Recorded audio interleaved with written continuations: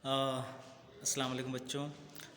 आज हम पढ़ेंगे सेकंड ईयर की जो हमारा चैप्टर अधूरा रह गया था, नस्र पार्ट फर्स्ट, उसका यार बाश। हमने दो कांश पढ़ लिए थे और उसके बाद में यहाँ पर यार बाश मियाँ एहसन का एक किस्सा है। इसमें आगे कहते हैं, एहसन ने कहा, जी हाँ, सही इरशाद हुआ। तो गोया आपकी राय में तेज़ रफ्तार मोटर की खूबी में दाखिल है। हज़रत, तेज़ चलने वाला गिरता है। ज़रा इस तेज़ रफ्तारी की तारीफ़ मियाँ कासिम से पूछो। परसों का ही तो वाक़या है कि आपकी तेज़ रफ्तारी ने दो भले आदमियों को जन्नत नसीब कर दी। जो दो इनके दोस्त हैं, उनमें आपस में बहस हो रही है इस बात को लेकर कि उनकी मोटर गाड़ी अच्छी है या दूसरे की मोटर गाड़ी अच्छी है। मियाँ एहसन आते हैं और उन दोनों के आपस में जो बहस होती है उसको तोड़कर अपनी बात शुरू कर देते हैं और उन दोनों की बहस को ख़त्म करके अब यहाँ बात रफ्तार पे आ रही है कि अगर रफ्तार की आप बात करते हैं तो रफ्तार तो अगर ज़्यादा हो तो मियाँ कासिम को ही देख लो कि उनकी ज़्यादा रफ्तार की वजह से दो लोगों को जन्नत में पहुंचा दिया, यानी दो लोगों को उनकी रफ्तार वाली गाड़ी ने मार दिया था। अल्लाह ने उनको मेरा बनाया है, जो दे दिलाकर मामला रफ़ा दफ़ा कर दिया। मुझ जैसा कोई गरीब आदमी होता तो खुदा मालूम कितने दिन जेल में होता। और इसकी रफ़्तार ऐसी बुरी कौन सी है। हाजी तो 10 मील फ़ी घंटा जाती है, यानी 10 किलोमीटर 1 घंटे में जाती है। तुम में से कोई इस में बैठा ही नहीं, यूं ही ख्वामख्वा एतराज़ ठोके हैं। राम किशन ने कहा, क्यों नहीं बैठता, मैं बैठा हूँ। वे छिटक पड़े कि पेट में जो कुछ था उलट पुलट हो गया। एहसन ने कहा, लीजिए आपकी सुनिए। अजी लाला जी यूँ क्यों नहीं कहते थे कि खाया पिया सब हज़म हो गया। इस मोटर में यही तो कमाल है कि नाको नाक खाकर बैठो और जब उतरो तो ये मालूम हुआ कि कुछ खाया ही नहीं। यानी कि इस गाड़ी में बैठने की वजह से जो कुछ खाया है वो हज़म हो जाता है। हालांकि गाड़ी ऐसी है, वो ढच्चर चलती है और उसमें अच्छे पार्ट्स भी नहीं हैं उसकी वजह से। लेकिन यहाँ पर मियाँ एहसन जो कि यारबाश हैं, उन मियाँ एहसन ने उस खामी को भी ऐसे बताती कि पूरा पेट उन्होंने कहा कि उथल पुथल हो गया। तो यहाँ पर भी वो उस चीज़ में यहाँ पर भी खूबी दर्शा रहे हैं कि वो किस खूबी ये है कि आप कुछ भी खाओ, मेरे मोटर गाड़ी में बैठो और सब कुछ हज़म हो जाएगा। इस मोटर में यही तो कमाल है कि नाको नाक है। अगर हर अस्पताल में ऐसी 1-2 मोटर हो जाएं तो बदहज़मी की मरीज़ों को दवा मिल्क की ज़रूरत ही नहीं होगी। ज़रा मोटर बैठाकर दो, 1 मील में चक्कर दिया और बदहज़मी दूर। अहमद ने कहा, तो आपकी राय में बदहज़मी पेट के हिलने से जाती है तो हिकमत का एक नया उसूल मालूम हुआ। एहसन ने कहा, नया उसूल क्यों होने लगा, यह तो बहुत पुराना उसूल है। बदहज़मी क्या है, मैदे में ग़िज़ा का जम जाना ही तो बदहज़मी है और जमने की वजह से सुद्दे पड़ जाना। जामुनों को किस तरह नरम किया जाता है, बर्तन में डालकर हिलाते हैं। जब हिलाने से जामुनें घुल जाती हैं तो कैसी वजह है कि मोटर में रहने से सुद्दे न टूट जाएं। यानी कि इन्होंने जामुन का एग्ज़ाम्पल दिया कि जामुन जो है, उस जामुन को हम जब हिलाते हैं तो जामुन खाने उनके जो भी कड़ापन था, शुद्धापन होता है, वो सब ख़त्म हो जाता है और जामुन खाने के लायक हो जाती हैं। बहरहाल इस तरह की गुफ्तगू का सिलसिला कोई 3-4 घंटे तक चलता रहा। रात ज़्यादा हो गई थी, इसके लिए सब उठ गए। कोई दिल में कहता है कि ये एहसन क्या बेवकूफ़ शख्स है, कोई कहता था उल्टी खोपड़ी का आदमी है, कोई कहता था कि बड़ा अच्छा आदमी है, कोई कहता है कि बड़ा खुश मजाक है। मगर सब ये ज़रूर समझते थे कि बड़ा दिलचस्प यारबाश आदमी है। लेकिन बावजूद इसके ये कोई नहीं समझता था कि उस बेवकूफ़ ने बेवकूफ़ बनाया है, मजलिस को गरमा दिया है और दोस्तों की गुफ्तगू को इतना ने बढ़ने दिया कि रंजिश तक नौबत पहुँच जाती। तो यहाँ समझ गए कि यारबाश क्या होता है। यारबाश वो होते हैं जो किसी को आपस में लड़ने झगड़ने नहीं देते, बल्कि खुद उसमें कूद पड़ के सारा का सारा जिम्मा होता है वो अपने ऊपर ले लेते हैं। यहाँ चलते चलते यह भी सुन लीजिए कि मिस्टर एहसन ने इस नायाब मोटर का क्या हश्र हुआ। कोई पुर्जा टूट गया था, वह बनवा कर डाला। इस उलट पुलट में 50 रुपये खर्च हो गए। इस ज़माने में एक रग्बी मोटर को इस पसंद आ गई, ख़रीदी और गैरेज एक था, नई मोटर उसमें रखी गई, पुरानी सहन में खड़ी की गई। बरसात का मौसम था, वह गलनी शुरू हो गई। आखिर बेचने की फिक्र हुई। 100 रुपये में इसको कबाड़ियों से सौदा हुआ। 20 रुपये 100 फर साहिब हज़म कर गए। 80 रुपये उनके पल्ले पड़े। उनमें 5 रुपये मिलाकर 50 का कारखाने वाले को दिए और इस तरह मोटर भी गई और 5 रुपये के साथ ले गई और 5 रुपये भी साथ ले गई। ये जले तो उस वक्त जब उनको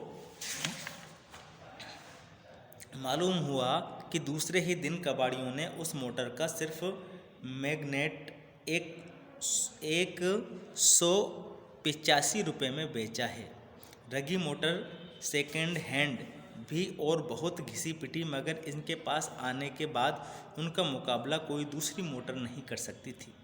ये नहीं था कि ये खुद उसको कोई लाजवाब चीज़ समझते हों, बल्कि था कि ये कि यार दोस्तों की गुफ्तगू में लुत्फ़ पैदा करने के लिए वह इस सड़ियल मोटर की तारीफ़ में ज़मीन आसमान के कुलाचे मिला रहे थे। लोग एतराज़ जड़ते आते थे, ये जवाब देते जाते थे। तबीयत में मजाक था, इसलिए महफिल चमक जाती थी और इस मज़े की बातों में कई कई घंटे गुजर जाते थे। इन हजरात ने इन दूसरे मोटरों को ऐसा रिगड़ा, दो ही बरस में ठीकर हो गई। ये तीसरी मोटर थी। ले आए और रग्बी मोटर इनके बच्चों से सवारी बन गई, मगर अब भी किसी की मजाल नहीं की कि रोल्स रॉयल्स का मुकाबला इस ठेकेरे से कर सके, इसको कायल कर सके और काबिल कर भी किस तरह सकते हैं, जब इनकी दरअसल मोटर से कोई गरज ही नहीं। गरज है तो सिर्फ यारों में बैठकर लुत्फ़ सोहबत पैदा करने के। इनकी तीसरी मोटर के पीछे इनके दोस्त जाहिद राबिद बुरी तरह पड़े हैं। ये अपनी मोटर आसमान पर चढ़ाते और वह उसको तख्तुस्सराए पहुंचाते।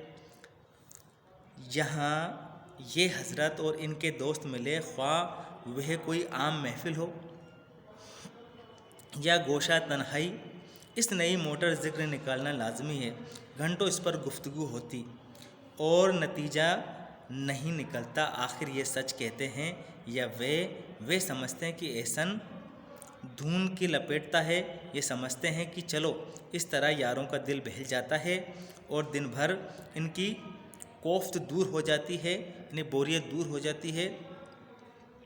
मैंने कई दफ़ा इन तीनों में ये गुफ्तगू होते हुए सुनी है और मेरी ये राय कायम हो गई कि इन दोस्त समझते हैं एहसन बेवकूफ़ है और मियाँ एहसन समझते हैं कि इन यारों ने समझदारी नहीं है। मैं क्या हूँ? यानी कि मियाँ एहसन तो समझते हैं कि ये दोस्त बेवकूफ़ हैं और दोस्त समझते हैं कि मियाँ एहसन बेवकूफ़ है और उनमें समझदारी नहीं है। और क्यों ऐसी बातें करता हूँ? बच्चों से जवान हजरत, बच्चों से जो इन हजरत की गुफ्तगू होती है उसको कुछ और ही रंग होता है। बस ये मालूम होता है कि कोई दीवाना उन गरीबों को जिक्र कर रहा है। वह कजबख्श होती है और कोई कट मुल्ला भी क्या करेगा। लीजिए उसका भी नक्शा देख लीजिए। एक रोज़ मैं जुल्फ़िकार से मिलने गया। उसका एक बच्चा सादिक कोई 4-5 बरस का है, शायद पहली जमात में है। मैं जुल्फ़िकार के घर पर पहुंचा, क्या देखता हूं कि मिस्टर एहसान पहले से वहां डटे हुए हैं और सादिक से ज़बरदस्ती की हुज्जत कर रहे हैं। बहस ये थी कि 2 चौक 8 होते हैं या 9। सादिक कहता था कि 2 चौक 8 होते हैं और ये कहते थे कि 2 चौक 9। पहले तो ज़बानी बहस होती है। आखिर सादिक भागता हुआ घर में गया और अपनी फाड़ों की किताब उठाकर लाया और कहा, देखिए 2 चौक 8 हैं, इसमें लिखे हैं। उन्होंने क्या गलत लिखा है ये बताओ कि 2 चौक 8 किस तरह हुए। वे तरह तरह से उनको समझाने की कोशिश कर रहा था, मगर बेचारा खुद ही नहीं जानता था कि 2 चौक 8 क्यों होते हैं। आखिर थककर उसने कहा, आप बता दीजिए कि 2 चौक 9 किस तरह से होते हैं। उन्होंने कहा, 2 2 4 जगह होते हैं तो उसको 2 चौक कहते हैं। वो सही है ना? सादिक ने कहा, हाँ। उन्होंने कहा, अच्छा, कंकरियाँ लाओ और 2 2 करके 4 जगह रखो। 9 हो गए। सादिक कंकरियाँ लाया। अब जो कंकरियाँ किस तरह रखी गईं तो 8 हो गईं। फिर क्या था? सादिक ने गुल मचाना शुरू कर दिया कि चचा को हराया और इस तरह से गुल मचाता हुआ घर में चला गया। मैंने कहा, एहसान तुम कुछ दीवाने हो गए हो,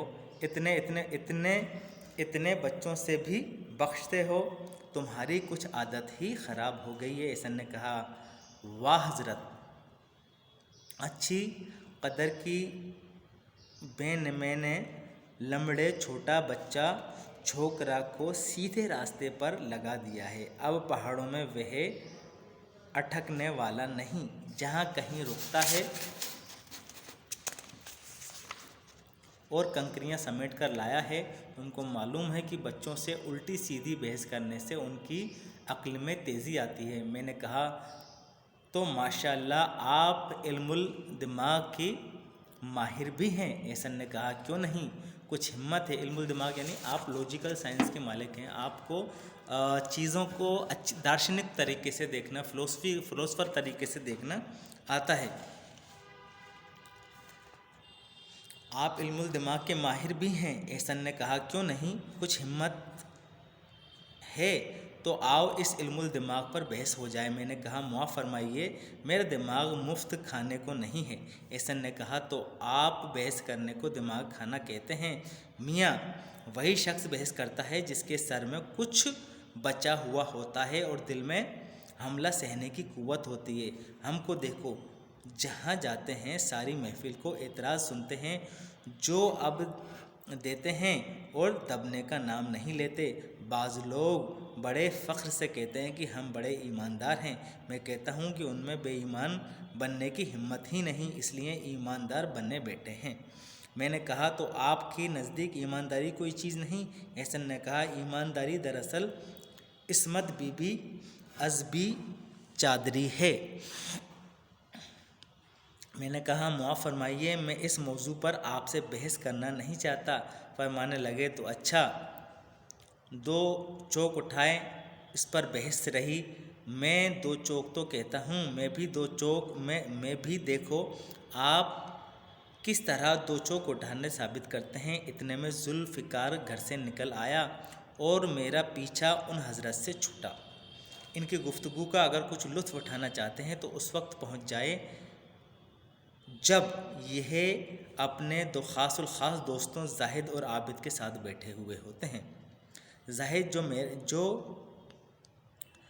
ख़ुद मीर है और अच्छी चीज़ों का आशिक है, उसका घर क्या है, ख़ासा एक अजायब खाना है। जो चीज़ है आला दर्जे की, जो सामान है अव्वल दर्जे का। मियाँ एहसन का घर भी कुछ कबाड़ खाने से कम नहीं है। जो चीज़ है सड़ियल और जो सामान है बाबा आदम के वक्त का। नीलाम से सामान लाने का बड़ा शौक़ है, इसमें सारा घर उसने भरा पड़ा है। जाहिद की तबीयत कुछ अजीब वाक़ होती है, हर बात में इतनी जल्द असर लेता है कि बयान नहीं हो सकता। किसी ने कोई झूठी और सच्ची खबर सुना दी तो उसने यकीन कर लिया। अगर वह ख़बर तबीयत के मुआफ़िक होती है तो खुश हो जाता है, अगर मौका के मुआफ़िक नहीं होती तो ऐसा हो जाता है, यज़ मुर्दा हो जाता है, दिल बैठ जाता है। बहरहाल मियाँ जाहिद काजी जी के दुबले क्यों हों, शहर का अंदेशा बने हुए हैं। खुशकिस्मती से उनको मियाँ एहसन जैसा दोस्त मिल गया है जो थोड़ी ही देर में उनका गम को खो देता है। जहाँ किसी बुरी खबर से मियाँ जाहिद के दिल पर धक्का पहुँचता है और ये अपने दोस्त मियाँ आबिद को लेकर एहसान के घर पहुँचते हैं। वे खबर एहसान को भी सुनाने से पहले तो उन्होंने हुज्जत करके उस खबर को गलत साबित करने की कोशिश की। अगर उसमें कामयाबी नहीं हुई तो किसी ऐसी चीज़ का जिक्र छेड़ देते हैं जो पिछले बराज से ख़रीद कर लाए थे। अब ये कहिए कि उस चीज़ के मुतालिक बहस की जाए और बहस भी ऐसी कि बस दम उलट जाए। बहस का नतीजा कुछ नहीं निकलता है, मगर मियाँ जाहिद के दिल से उस खबर के असरात महू हो गए। मेरा तो ये ख्याल है कि अगर मिस्टर एहसन ने हो तो मियाँ जाहिद थोड़े ही दिनों में अल्लाह को प्यारे हो जाए। ऐसा अल्लाह मियाँ ने हर मर्ज़ की दवा पैदा की है, उसी तरह मियाँ जाहिद के गम दुनिया की दवा मिस्टर एहसन को बना दिया है। हाँ, यूँ पूछिए तो रह ही गया क्या कि इतना कुछ पढ़ने के बाद भी ये समझिए नहीं कि यारबाश की तारीफ़ क्या है। मैं तो यही कहूँगा कि इस लफ्ज़ की तारीफ़ हो ही नहीं सकती। अगर आप कर सकते हैं तो कीजिए, खैर मैं तो कुछ नहीं कहूँगा। हाँ, मिस्टर एहसन आपके मुकाबले में ले आओ और फिर देखो कि जो तारीफ़ आपने इस लफ्ज़ से की है आपको साबित कर भी सकते हैं या नहीं। ये जो सबक था ये मुकम्मल हो गया।